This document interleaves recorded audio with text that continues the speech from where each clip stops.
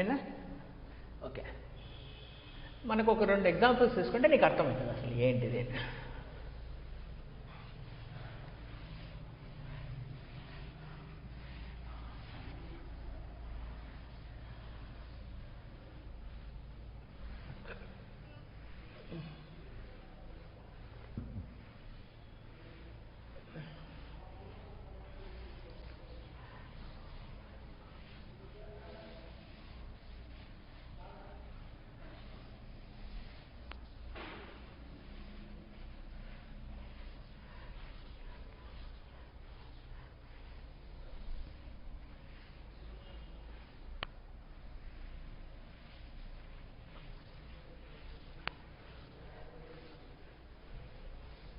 Yeah, so simple example తీసుకుందాం. For example, I have 2 rings. So ring 1, ఇంకా చిన్నది తీసుకుందాం, చాలా చిన్నది తీసుకుందాం. వెళ్తే ring 1 is a very small. Bigger coil, concentrically another coil is placed. Let's say its radius is mentioned as A and its radius is mentioned as B. Find the mutual inductance of coils. కనుక్కోవచ్చా? కనుక్కోలేము, మనం easy కనుక్కోవచ్చు. So first ఏం చేద్దాం, మనం దేంట్లో current pass చేద్దాం. Better to send in out side, ఎందుకంటే అప్పుడు ఏమవుతుంది, ఇది close to the centre, near by centre magnetic field is constant అని మనకు తెలుసు కదా. So send the current here, ఎందుకంటే అకార్డింగ్ టు రెసిప్రోసిటీ థీరం ప్రకారం ఎక్కడ కరెంట్ పంపించి ఫ్లక్స్ లింకేజ్ కనుక్కున్న మ్యూచువల్ ఇండక్టెన్స్ అనేది సేమే. So send the current in outer coil, calculate magnetic fields, that is flux passing through the inner coil. అంతేనా మనం కనుక్కోవాల్సింది inner coil. So current పోతుంది, so magnetic field is towards you. So here we know that it is almost uniform at the centre. Magnetic field is at the center, almost uniform, with the condition A less than B. Okay, so magnetic field direct ga flux, so flux passing through the, so you can call it as the coil 1, you can call it as coil 2. Flux passing through the coil 2 due to 1. So magnetic field multiplied by area, so magnetic field emutundi mu naught current in the outer coil divided by 2 pi b, then almost uniform, that will be in this direction. Area direction pi a square and angle is cos 0 degrees, b dot a kada 0 degrees. So then nunchi I'm sorry, direct man flux e kanukuntunnam, we are calculating directly flux through the 2 due to 1.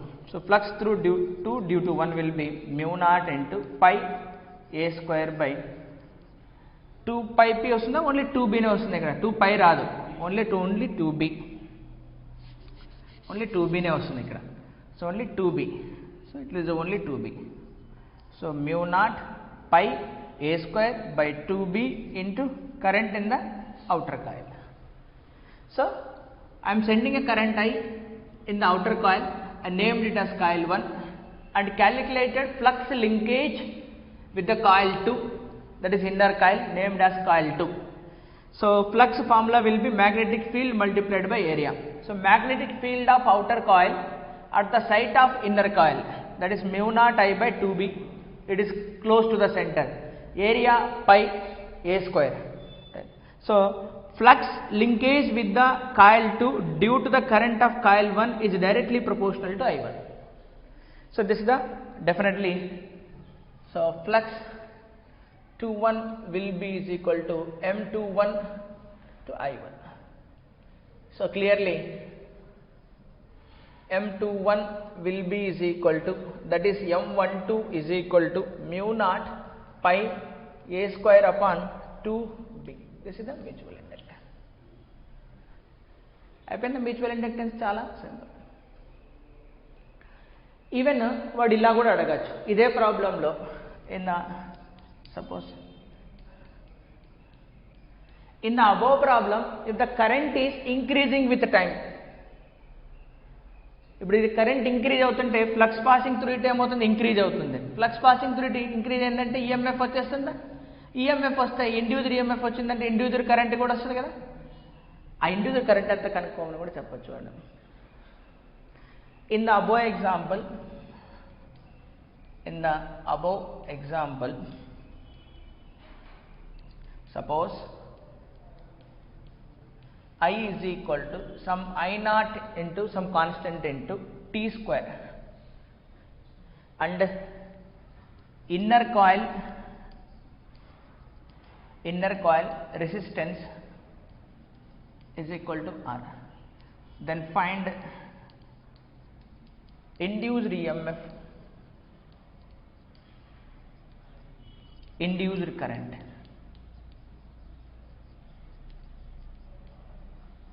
In the inner coil.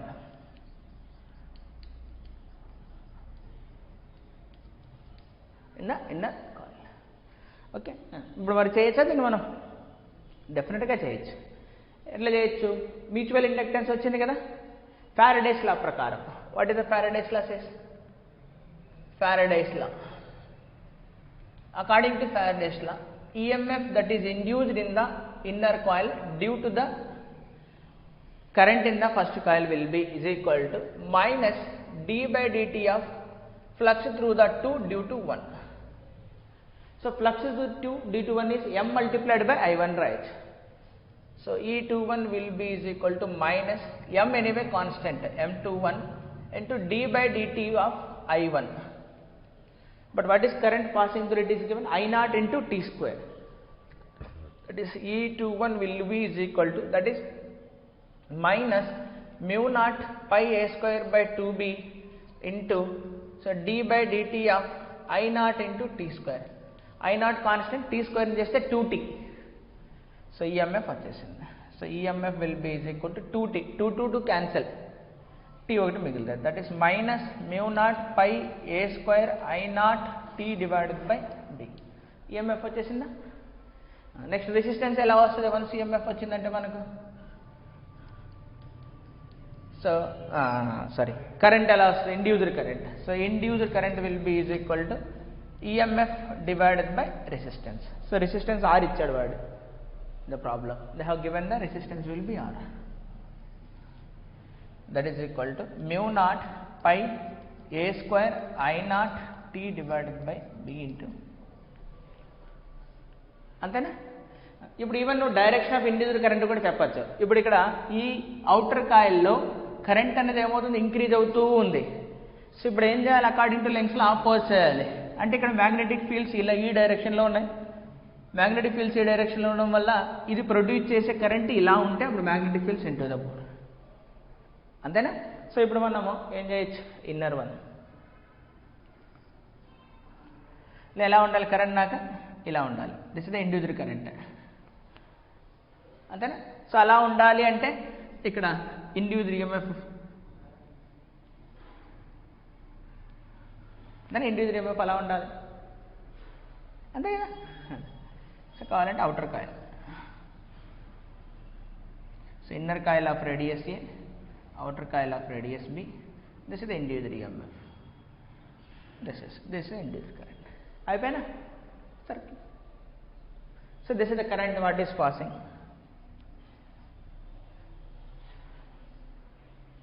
Okay, done.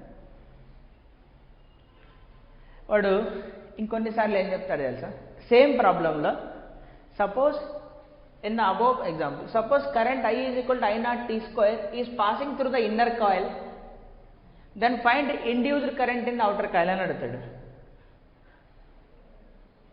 కానీ same ఎందుకంటే mutual inductance independent. Phi21 is equal to M21 I1 ఎంత ఉంటుందో Phi12 is equal to M కూడా అంతే ఉంటుంది కదా. అంటే నువ్వు ఇక్కడ కరెంట్ పంపించి దీంట్లో కనుక్కోవడము, లేదా ఇక్కడ కరెంట్ పంపించి దీంతో కనుక్కోవడం రెండు ఒక్కటే, అంతే కదా. ఇప్పుడు ఇక్కడ మనం ఏం కనుక్కున్నాం? E21 is equal to minus అది. ఇప్పుడు E12 ఈజ్ ఈక్వల్ టు, అప్పుడు ఏం రాస్తాం మనం? E21 is equal to M21 into I1 రాస్తాం. E12 అన్నప్పుడు ఏం రాస్తాం? M12 ఇంటూ I2 అని రాస్తాం. కరెంట్ సేమ్ కదా, మళ్ళీ M సేమ్ కదా, అంటే EMF సేమే కదా వచ్చేది మళ్ళీ, అంతేనా? అప్పుడు ఒకేలా రెసిస్టెన్స్ మారితే మారచ్చు, అంటే ఈ కాయిల్కి రెసిస్టెన్స్ వేరే ఉండిండొచ్చు, అందుకే ఇండ్యూస్డ్ EMF మాత్రం సేమ్ వస్తుంది. అంతేనా? Be careful. అర్థమైందా లాజిక్? అసలు మ్యూచువల్ ఇండక్టెన్స్ని ఎలా వాడుకోవాలో. తప్పులు చేయకూడదు. Note down. 2 రాసుకో ప్రాబ్లమ్స్. బాగా మిస్టేక్ చేస్తారు పిల్లలు, ఎందుకంటే కన్ఫ్యూజ్ అవుతుంటారు. రెసిప్రోసిటీ థీరం అనేది మనకు చాలా హెల్ప్ చేస్తుంది ఇక్కడ, అంతేనా? అదే రెసిప్రోసిటీ థీరం వ్యాలిడిటీ కాకపోతే అది ఫ్లక్స్ లింకేజ్ అన్నది సేమ్ ఉండదు అప్పుడు. So what is indirectly mutual induct అదే రెసిప్రోసిటీ థీరం ఏం చెప్తుంది? దీంట్లో కరెంట్ పాస్ చేసి దీంట్లో ఫ్లక్స్ కనుక్కో, దీంట్లో కరెంట్ పాస్ చేసి దీంట్లో కనుక్కో, 2 సేమ్ వస్తున్నాయి. ఏంటి దాని మీనింగ్ ఏంటి? There is no flux linkage అనేది సేమ్ అని, ఆ లింకేజ్ ఈజ్ సేమ్.